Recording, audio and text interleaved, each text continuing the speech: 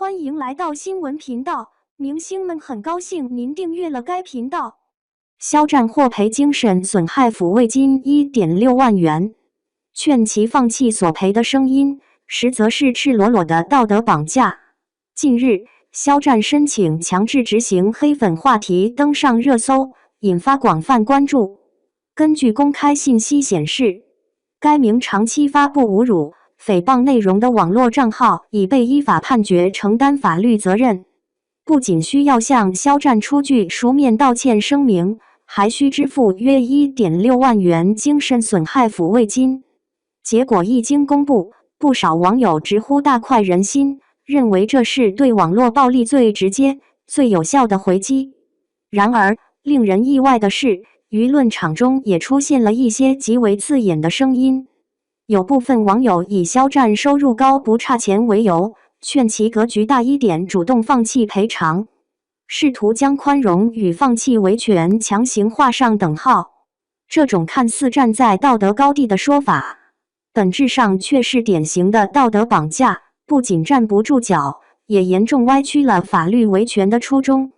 事實上，肖戰此次申請強制執行並非情緒宣洩，而是完全基於司法程序的合法維權行為。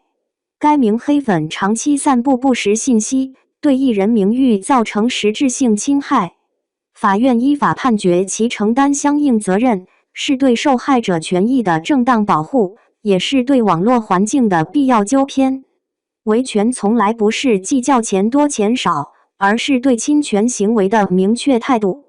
1.6 萬元的賠償金額或許對頂流藝人而言並非巨款，但對違法者來說，卻是一次清晰而具體的法律代價。這種代價的存在本身就具有警示意義。將收入高、社會影響力大作為要求藝人放棄索賠的理由，本身就是一種錯誤價值導向。法律面前人人平等，不存在你賺得多就該多忍的規則。倘若按照這種邏輯推演，越成功的人越不能維權，越有名的人越應該無條件承受謠言與攻擊。這不僅違背公平原則，也助長了網絡暴力的氣焰。更重要的是，維權行為不僅是為個人討回公道，更是在為行業、為普通網民樹立邊界。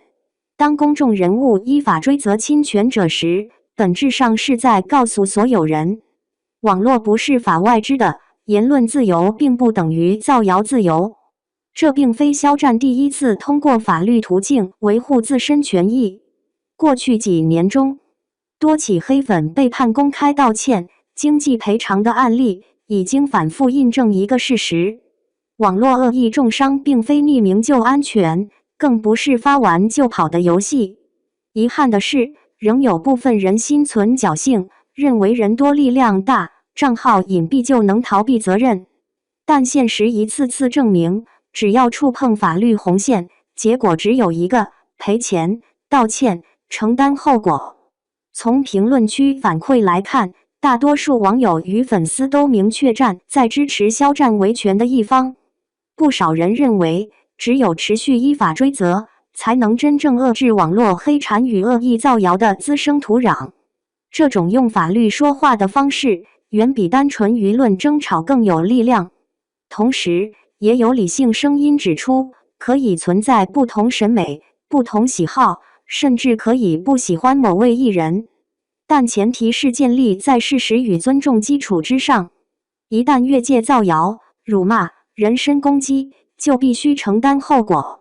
此次賠錢加道歉的判決結果，既是對侵權者的懲戒，也是對網絡環境的一次正向示範。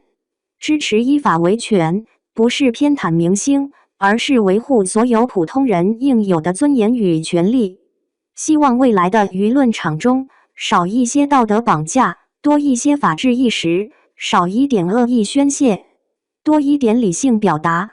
也祝願肖戰繼續堅定維權態度，用實際行動為行業樹立更清晰的底線。